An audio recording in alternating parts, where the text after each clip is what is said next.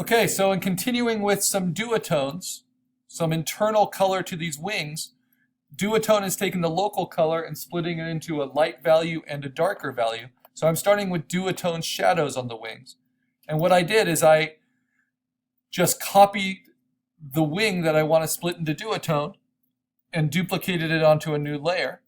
I can then merge it with my duotone color layer, select both and hit Command E, and now these are both on the same. And then I can simply cut it out because this is cut edge color. Cut out the shape I want. And I just need to go within the space in between the color, which I can see from my vector black outline. But I don't even need to do very much because this is the only place where it was open. And if I delete that, then it's very easy to just use the magic wand and delete the rest.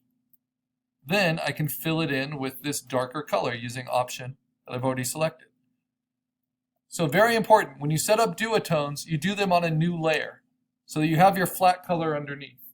So you're not replacing or painting on your flat colors for duotone. Instead, you're selecting from them and duplicating. So let me show that again. So on flat color, I have both of these unlocked. If I want to use that shadow color for maybe his back, or maybe the shadow under his jaw, like this shape here, I can kind of cut a shape.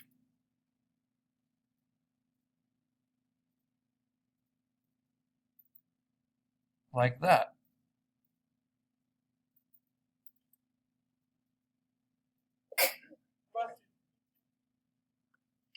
And then I simply can move that selection to my duotone color layer and fill it in with that color. Right? And so now I have my duotones on a separate layer. And if I decide I want to reshape that, this is not Illustrator, right? I don't find anchor points, I don't reshape it, but I can simply delete from it using the lasso. Now, why am I using the lasso? Why am I not using the eraser? Because this is what's called cut edge duotone. And you try to make it as clean as possible. You'll notice it's not as clean as your vector tools, right? But the lasso is a fairly clean tool. It's all or nothing.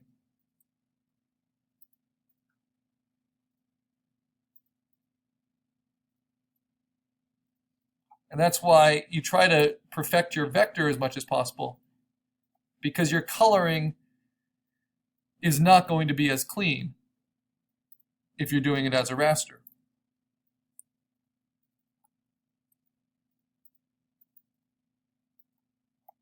You can also stretch it, like I can erase it so it's separate. Make that eraser a lot smaller and hard-edged. So if I cut it here, then I can select just this shape. Oh, I thought I could. You see, I didn't erase it completely. Oh, because I'm only at a 31 opacity. All right. So if I erase it completely between, then I can select just this shape. Why is it? See it without the others. Oh, because my eraser is a weird eraser. So let me just set it to be a really basic eraser, because this can be helpful.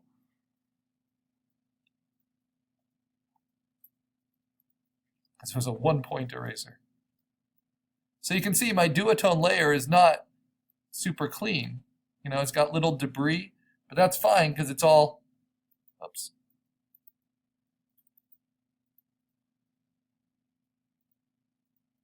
Because it's all nicely underneath my black line layer.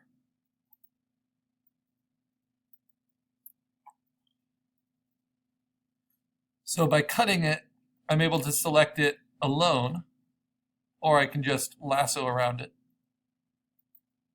And I can also modify my duotones with transforming it.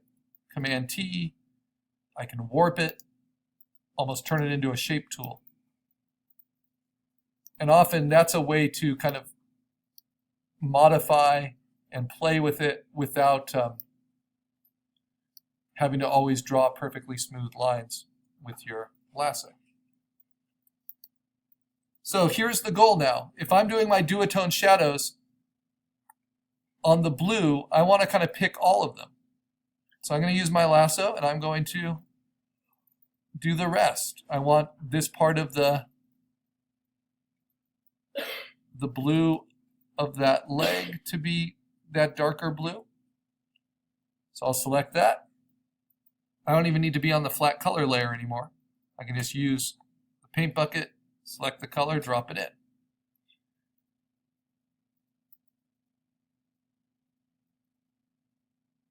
And find that shape on the other side as well.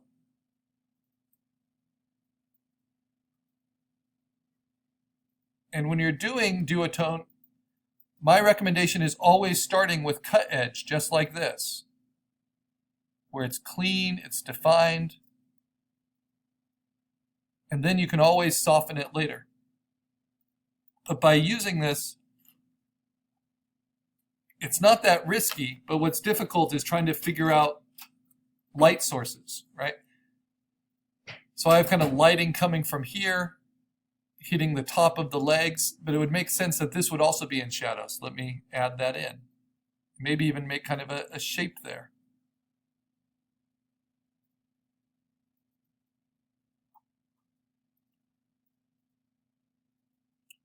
And it's better to do too many duotone shadows rather than not enough, because you can always erase from them. In some ways, it's easier to erase than to build more. And then maybe I want to highlight the eye with a little bit of a duotone rim around it like that.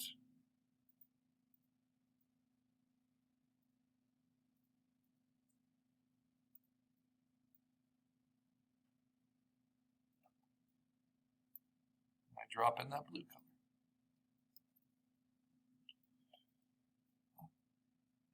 All right, so those are duotone shadows.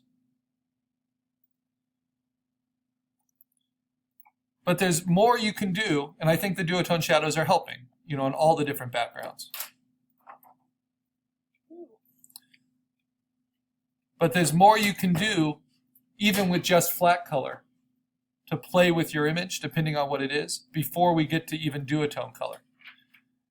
So with my flat color layer, I can add what I call flat highlights on a new layer. And this is basically doing the same technique as we did for duotone, but it's filling it with white. So do I want any areas like, these whites in the eyes to be shiny? Like if I wanted the tips of the wings like this to be filled in with white.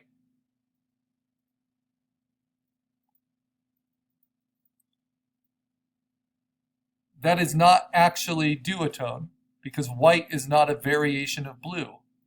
White and black are not colors. They are just values.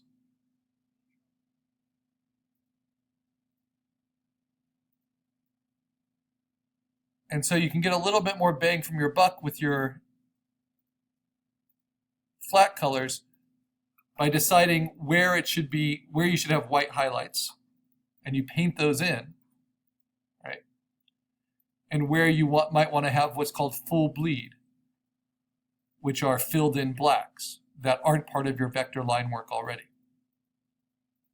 And again, it's safer to do too many than not enough, because you can erase them.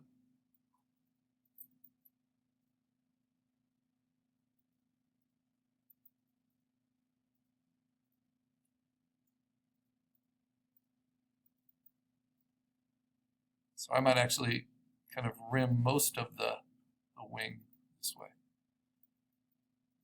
and then just modify it after. And don't worry if you go outside the lines. Remember, those vector outlines are there at the top. You've locked it. It's not rasterized. You're not going to be able to mess it up. So we can just use a nice, fully opaque, sharp eraser. It's kind of the opposite of what we were doing with compositing with all these large soft erasers. We just want really predictable, really straightforward tools. So for instance, when I go outside of the lines a little bit, I just take my eraser. I have it pressure sensitive for size, and I can just kind of trim it. If I need it to be cleaner when I trim it, I can use the lasso.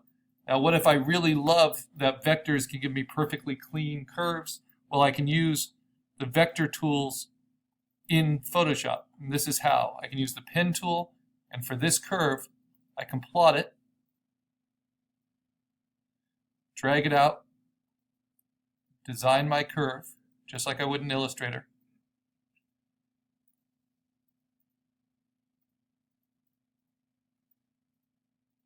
Connect it, and then all I need to do is right-click on it and say Make Selection with no radius. And now that's a perfect selection that I can fill in or even just paint in. Get a regular paintbrush here. Pressure sensitive to size, 100% hard. And I can get that exact curve I want. And then deselect. So you can use the vector cleanness. It's just, I don't really bother too much with the coloring. It's the black line work I'm most worried about. So for this, you can do a lot just with your lasso. And again, it's not logo design. Not everything needs to be as on point in terms of shape, because these illustrations can get quite complicated. It just happens that mine is a fairly symmetrical, kind of nitpicky illustration. Now I can see which one do I like more. Do I like the rings around? Do I like just a little bit? I kind of like something in between.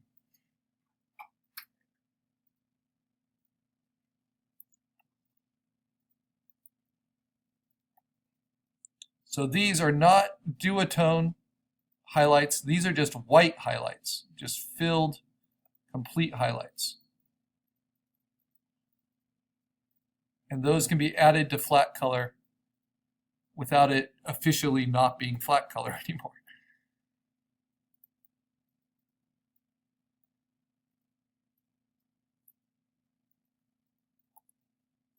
So I'm doing this on what I call a flat highlights layer. But this is different than erasing from your flat color, because I am painting in these white shapes. Remember, you need to fill in all your whites so they work on multiple backgrounds.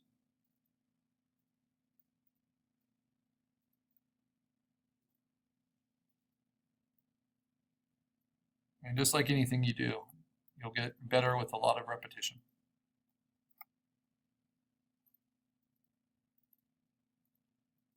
And there's various ways you can work with it. Once it's selected, when I filled it in, I could transform it, Command T.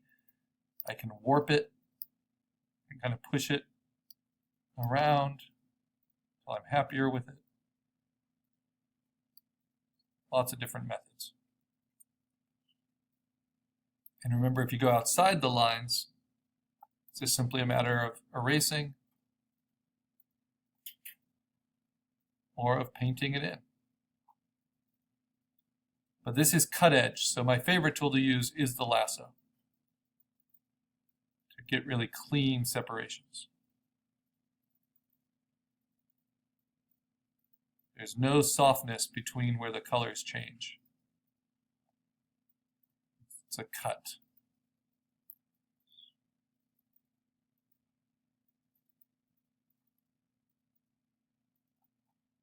And if you use the brush to just paint it, you're going to have some softness. So that's what the brush tool is designed to do.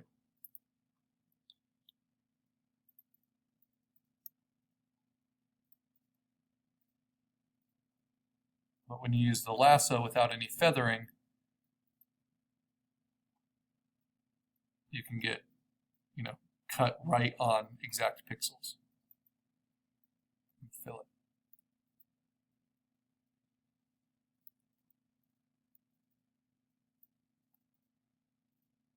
Okay, so now I have flat color